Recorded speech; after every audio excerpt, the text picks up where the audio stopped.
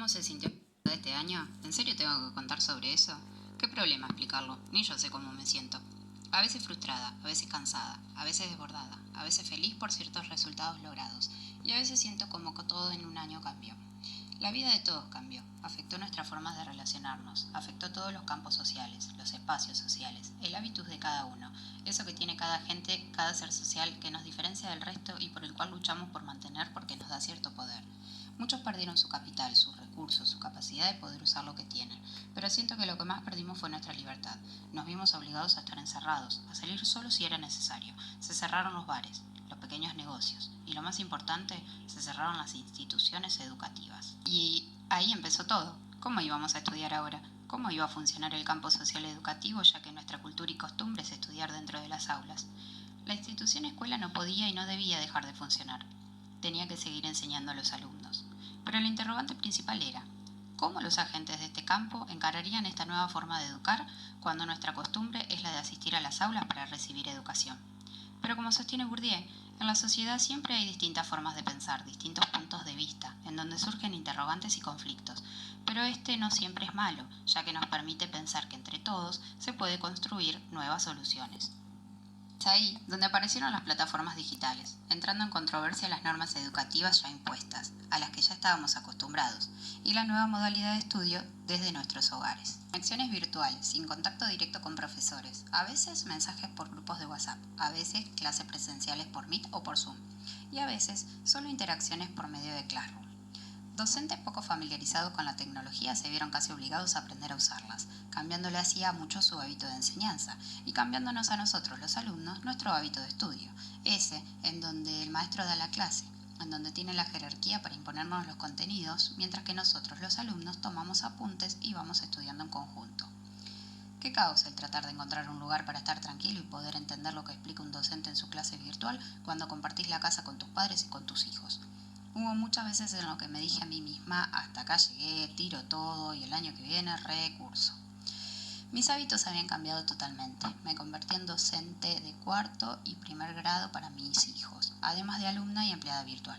Y ahí es donde todos nos encontramos con una única realidad, la que todos, absolutamente todos, estábamos encerrados en nuestras casas estudiando y trabajando mediante plataformas digitales jamás pensadas, ni por los docentes, ni por los alumnos, ni por los padres de los niños en edad escolar, ni por los empleados, jefes o docentes. Vamos a ver entonces dos realidades, la metafísica, en donde radica nuestro propio modo de pensar y nuestras verdades, y la perceptible, en la que radica aquello que todos podemos observar y nos traspasa, entrando en las dimensiones que Foucault explicó, en donde nos vemos enfrentados a lo que vemos y sabemos, aquello que nos pasa a todos por igual, y a lo que hablamos, pensamos y decimos, lo propio de cada uno. La escuela se convirtió en nuestra casa, las aulas en nuestros comedores, el patio en nuestros gimnasios, y nos preguntamos, ¿en dónde quedó eso del aula perfecta?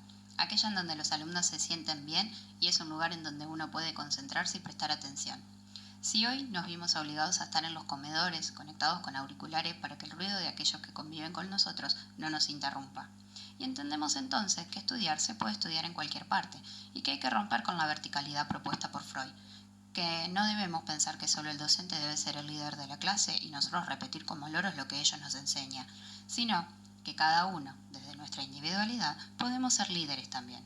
Y creo que quedó demostrado en varias materias, al menos en mi experiencia, que sin explicación docente puedo realizar lo que me solicita en la cursada, dejando en evidencia que no todos los alumnos son iguales, pero que todos tenemos los mismos derechos, y que puede existir una educación diferente, una educación horizontal, en donde el docente no es el líder, en donde no hay líder, como dice Freire, pero sí una grupalidad, en donde seguramente estén presentes los conflictos, ya que sin ellos no existirían los grupos, pero que pueden superarse entre todos. El docente seguirá interviniendo como mediador para obtener el orden, pero cada uno deberá dejar de lado su ego y superar aquello reprimido en su inconsciente, la transferencia, ya que afectaría las relaciones con los demás, haciéndolo estar siempre a la defensiva y generando así nuevos conflictos. Si bien hubo docentes que nos dieron sus clases desde la virtualidad y seguían manteniendo su modo de enseñanza vertical, en donde ellas hablaban y nosotras copiábamos y repetíamos lo que decían en los trabajos prácticos, otras docentes nos dieron los espacios necesarios para poder expresar lo que realmente entendíamos por nosotros mismos. Y eso fue lo que más me gustó, porque pudimos demostrar que muchas veces como alumnos sabemos más que el propio docente.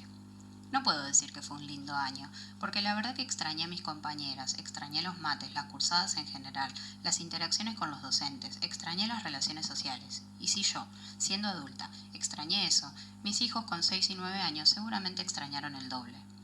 Ser niño es poder jugar, es poder ser libre, es poder aprender acompañado de un adulto, en casa con los padres y en la escuela con un docente. Pero hoy, ante esta situación de pandemia, ¿qué es la infancia? Si partimos de un concepto histórico, como explica Vaquero, es posible explicar a la infancia en el siglo XII o XIV como una etapa en la que el niño no era reconocido como un sujeto de derecho como lo es hoy, sino como un objeto de cuidado. Una etapa en donde la infancia no parecía tener lugar.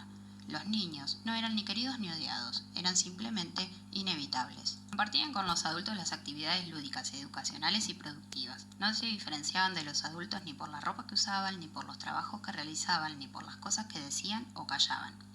Los niños eran simplemente adultos en miniatura. No es sino hasta el siglo XVIII que aparece el sentimiento moderno de la infancia, aunque no se generalizará hasta bien entrado el siglo XIX, casi XX. Se comenzó a pensar más hacia cuidar y formar, guiar al niño, en lugar de dominar la voluntad de él. La relación con ellos, en esta época, era básicamente empática. El interés ya no estaba ni en dominar ni en socializar únicamente, sino en desarrollar las características propias de cada niño, comprender sus necesidades y potenciar sus habilidades. La institución escolar juega en esta nueva infancia un papel central en donde escolarización e infantilización parecieran dos fenómenos paralelos y complementarios entre sí.